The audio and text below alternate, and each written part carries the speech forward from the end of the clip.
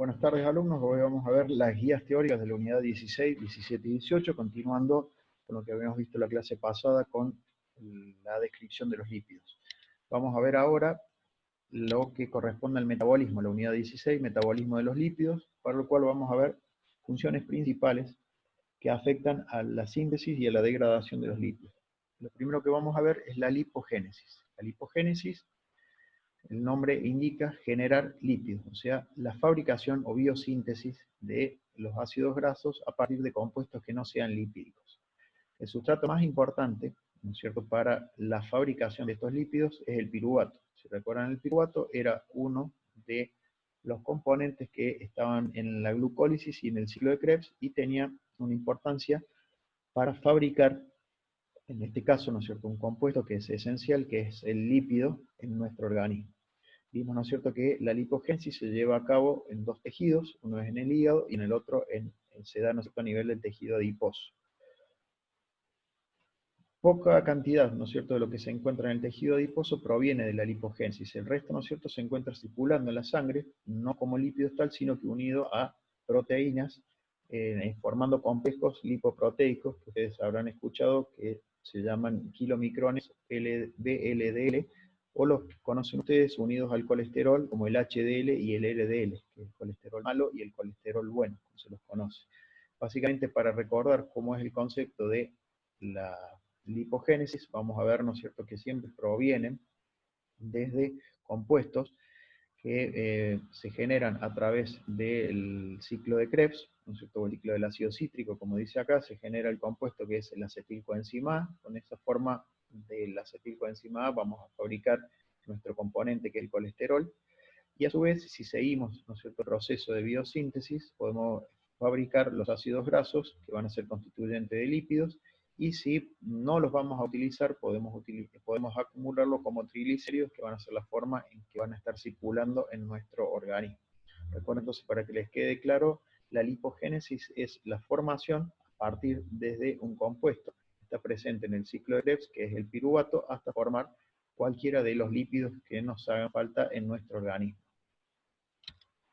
La lipólisis, ¿no es cierto?, es lo que se define como contrario a lo anterior. La lipólisis, ¿no es cierto?, es la degradación del lípido, o sea, degradar un lípido en una estructura más compleja hacia algo más sencillo. Entonces, la lipólisis es un proceso por el cual partimos de triglicéridos, que es la estructura más compleja que tenemos de los lípidos, que se va a ir degradando a diacilglicéridos y después a monoacilglicéridos, hasta que queden 3 ácidos grasos libres y la molécula de glicerol. O sea, el resultado final siempre va a ser partir desde un triglicérido hasta formar los 3 ácidos grasos libres y la molécula de glicerol.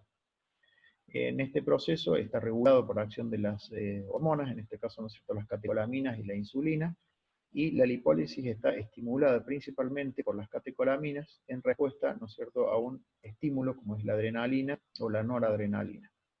La lipólisis, recuerden que es un mecanismo que vamos a utilizar cuando necesitamos generar glucosa a partir de un compuesto que no sea un derivado, ¿no es cierto?, de la ingesta de hidratos de carbono. Entonces podemos utilizar la fabricación, recuerden la gluconeogénesis, fabricar glucosa a partir de compuestos que vengan degradados desde los triglicéridos, que es el caso de es lo que se conoce como lipólisis. Vamos a entrar en una unidad que es una de las más importantes por la estructura y por el funcionamiento que tienen las proteínas dentro de los organismos vivos, para lo cual vamos a definir, ¿no es cierto?, o básicamente qué es una proteína, que está formada por una larga cadena de aminoácidos. Esa es la definición, ¿no es cierto?, de la unión de varios aminoácidos entre sí, da unión a lo que se conoce como polipéptidos o proteínas.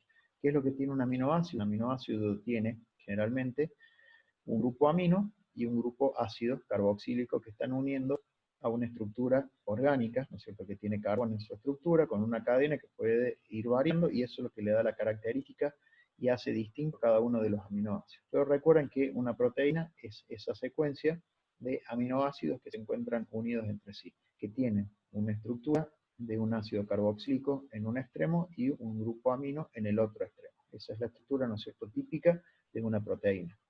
Los aminoácidos, de acuerdo a la característica que tienen de esa cadena lateral, esta cadena, o ese largo, ¿no es cierto?, que le da esa característica, se van a clasificar en neutros polares o hidrofóbicos, neutros no polares o hidrofíbicos, con carga positiva, sí, o sea, sí, con carga negativa, con carga positiva, y los aromáticos, como en el caso de la fenilalanina, que es de acuerdo a su forma de obtención, los aminoácidos se clasifican en esenciales, aquellos que el organismo necesita ingerirlos a través de la dieta, y los aminoácidos que se conocen como no esenciales, que son aquellos que el organismo los puede sintetizar, los puede fabricar. O sea, no es indispensable ingerirlos a través de la dieta.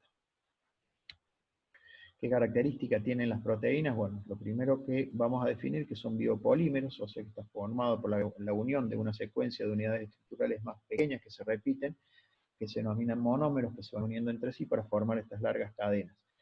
Tienen una particularidad de que se dispersan en el agua, forman lo que se conocen como coloides, y una vez que uno puede destruir esa proteína o degradar esa proteína, puede ir despegando cada uno de esos monómeros que los conforman o cada uno de esos aminoácidos. Quiere decir que si yo hidrolizo una proteína, puedo obtener una cantidad de aminoácidos que lo conforman. Existen 20 tipos, 21 en realidad, hace poquito se agregó un nuevo aminoácido, que son los que permiten hacer distintas combinaciones entre estos 21 o 20 diferentes y formar así, ¿no es cierto?, las proteínas. Se conocen muchísima cantidad de proteínas y cada una con distintas actividades dentro del organismo, ya sea con funciones estructurales o con funciones biológicas. Recuerden entonces, por definición, que las proteínas son largas cadenas de aminoácidos unidas por enlaces peptídicos entre el grupo carboxilo y el grupo amino de residuos aminoácidos adyacentes. O sea que un amino se une con un carboxilo, el amino de uno con el carboxilo de otro, para ir formando esta larga secuencia de monómeros que conocemos como proteínas. Esto es muy importante que lo tengamos en cuenta cuando veamos más adelante los ácidos nucleicos. ¿Qué funciones tienen las proteínas? Bueno, una de las principales funciones es convertirse en enzimas, o sea que es algo que es una proteína con una función catalítica y que ayuda a realizar o que ocurran más fácilmente las reacciones químicas. O sea, aumenta lo que es la rapidez y la eficacia de una reacción química. Las proteínas también tienen funciones reguladoras. Tenemos, por ejemplo, la insulina, que es una proteína que tiene una función de hormona estructural. Sabemos que muchas de las proteínas son las que le confieren estructura estable a la mayoría de los compuestos de las unidades biológicas y las células que conocemos. Tiene una función defensiva, como participa en el sistema de defensa del organismo, como son las inmunoglobulinas, el fibrinógeno, la protrombina. Tienen función de transporte, como es la hemoglobina, que se encarga de llevar el oxígeno a todo el organismo y traer el dióxido de carbono desde los tejidos para ser eliminados por los pulmones. Y tienen función receptora, que actúan las proteínas a nivel de la membrana para transducir y trasladar un impulso eléctrico o una señal química que se entiende como el pasaje de información o conexión entre células. Habíamos hablado en la estructura, se conoce 4 tipos de estructuras de acuerdo a la complejidad de las proteínas. La estructura más simple es la larga cadena de aminoácidos, que se conoce como la estructura primaria de las proteínas. Cuando la estructura primaria se enrolla en sí misma, forma, ¿no es cierto?, lo que se conoce como una hélice, lo que se conoce como estructura secundaria de las proteínas. La estructura terciaria es cuando estas hélices reaccionan con otras hélices entre sí para formar esta estructura doble hoja plegada o estructura terciaria de las proteínas, y cuando las proteínas terciarias reaccionan con otras proteínas terciarias forman una estructura que es lo que se define como cuaternaria. ¿Cómo se fabrican las proteínas? Eso se conoce como síntesis proteica. La síntesis proteica es la fabricación de las proteínas a través del ensamblado de los distintos aminoácidos. ¿Qué quiere decir? Fabricar un aminoácido y ir uniendo uno a continuación de otro hasta formar esa larga cadena de proteínas. O sea, cada proteína tiene, ¿no es cierto?, una diferente secuencia de aminoácidos que le da las características. Pero a su vez, todo ese material de cómo fabricar una proteína se encuentra todo codificado en el ADN. Entonces vamos a necesitar los ácidos nucleicos para fabricar las proteínas. El proceso de sintetizar una proteína se hace a través de un molde que se denomina ARN mensajero, por un proceso que se llama traducción. ¿En qué consiste? En que en una cadena de ADN voy a cortar, en realidad no cortar, sino secuenciar, tomar una secuencia del ADN, que es la que codifica una determinada proteína, y se va a hacer una copia de ese segmento, que es lo que se va a denominar ARN mensajero. Ese ARN mensajero se va a constituir después en las instrucciones que va a recibir el ribosoma de cómo se debe realizar o qué aminoácidos se deben unir para fabricar una determinada proteína. Esto, para explicarlo en forma más sencilla, es como que en el ADN es un gran libro de recetas, donde hay un montón de recetas para fabricar de todo. A mí me hace falta nada más que una receta de cómo fabricar una determinada proteína. Entonces, ¿qué es lo que va a hacer? Vamos a sacar una copia de esa página del libro, que es el ADN, que sería la receta de cómo fabricar una determinada proteína, y de eso se va a encargar de hacer esa fotocopia el ARN mensajero. Entonces, el ARN mensajero, por un proceso que se llama transcripción y posterior, ¿no es cierto?, traducción del ARN, se va a formar lo que conocemos como ARN mensajero, que sería la receta de cómo se fabrica esa proteína. Esa receta es llevada al ribosoma, que sería nuestro cocinero, que va a ser el encargado de unir distintos aminoácidos de acuerdo a lo que vaya leyendo en la receta. Entonces, el ARN ribosomal, ayudado por el ARN de transferencia, que va a actuar como ayudante de cocina, que le va a traer todos los ingredientes que pida el ARN ribosomal, a medida que vaya leyendo esta secuencia de, ¿no es cierto?, de codones que clasifican un determinado aminoácido, se los va a ir pidiendo, los va a ir ensamblando y va a ir haciendo esta larga cadena que es la proteína, hasta encontrar una función que diga que es el final de la proteína, y ahí el ribosoma deja de fabricar esa proteína, la corta, y esa proteína ya está terminada y es liberada al citoplasma de la célula. ¿Cómo es el metabolismo de las proteínas? Vamos a ver qué ocurre con las proteínas dentro de nuestro organismo. Vamos a hablar principalmente de las proteínas que más nos interesa conocer por su funcionalidad. La principal, una de las más importantes de las proteínas con funciones biológicas en el humano, es la hemoglobina, que es la encargada de llevar el oxígeno a los tejidos y traerse el dióxido de carbono de los procesos metabólicos que ocurren a nivel de los tejidos para que sea eliminado por la respiración. Entonces, cuando la hemoglobina tiene unido al oxígeno, es lo que se conoce como oxihemoglobina, o hemoglobina oxigenada, y tiene ese color rojo bien intenso. Mientras que cuando pierde el oxígeno, no es igual a esa hemoglobina que circula, por lo que conocemos como sangre arterial, sino que al cargarse del dióxido de carbono se la denomina hemoglobina reducida, o carboxihemoglobina, que va a tener, ¿no es cierto?, ese color un poquito más oscuro, que es el de la sangre venosa. Siempre la hemoglobina, ¿no es cierto?, va a unir al oxígeno, llevándolo hacia los tejidos y trayendo el dióxido de carbono hacia los pulmones para ser eliminados a través de la respiración. La mioglobina es una proteína muy similar a lo que es la hemoglobina, pero que cumple funciones dentro del tejido muscular. Entonces diríamos que la hemoglobina de los músculos.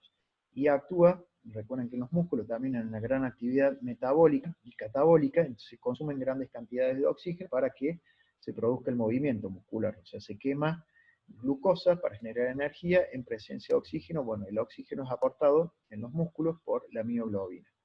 Otros componentes que vamos a ver, que son proteínas con funciones biológicas muy importantes, son las inmunoglobulinas, lo que conocemos como anticuerpos. Son glicoproteínas, conocidas dentro del grupo como las gamma-globulinas, que tienen la función principal de regular nuestro sistema inmune, algo que vamos a ver después en segundo año en la parte de microbiología e inmunología.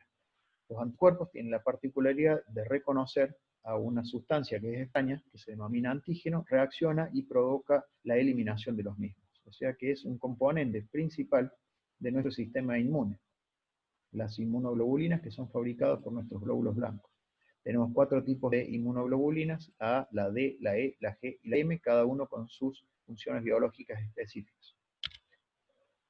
Las enzimas son proteínas que tienen una actividad biológica, como habíamos dicho, de catalizar, es decir, que aumentan la eficacia y la rapidez de las reacciones químicas, y a su vez esas enzimas tienen funciones que ayudan a hacer el pasaje de un sustrato a un producto en forma eficaz y en menor tiempo. Algunas enzimas también cumplen otra función adicional, que actúan como cofactores, o sea que ayudan a poder regular la actividad de otras reacciones químicas que ocurren en nuestro organismo, como también otras enzimas que se denominan coenzimas, que transportan algunos grupos que sirven para funciones metabólicas, como es el caso del ácido fólico y la tiamina, con respecto a las vitaminas, algo que vamos a ver en capítulos más adelante. Con respecto al metabolismo de las proteínas, para terminar, ¿no es cierto?, con el estudio de las proteínas, nos vamos a fijar en mecanismos de transaminación y la desaminación oxidativa. La transaminación es una transferencia que se da del grupo amino hacia un grupo funcional que es el cetoácido, formando así, ¿no es cierto?, el cetoaminoácido, que es el precursor de lo que va a ser después un aminoácido cuando tenemos que fabricar una proteína. Mientras que la desaminación oxidativa es un proceso metabólico por el cual vamos a destruir, ¿no es cierto?, los excesos de proteína, o cómo eliminamos los excesos de proteínas o aminoácidos de nuestro organismo.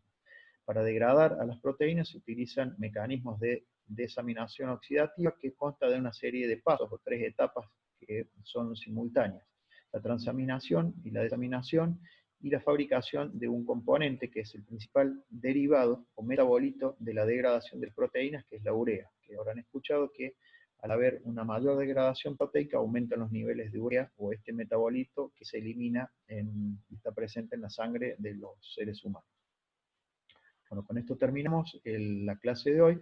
Va a estar subida después en la plataforma y vamos a seguir más adelante con el resto de compuestos.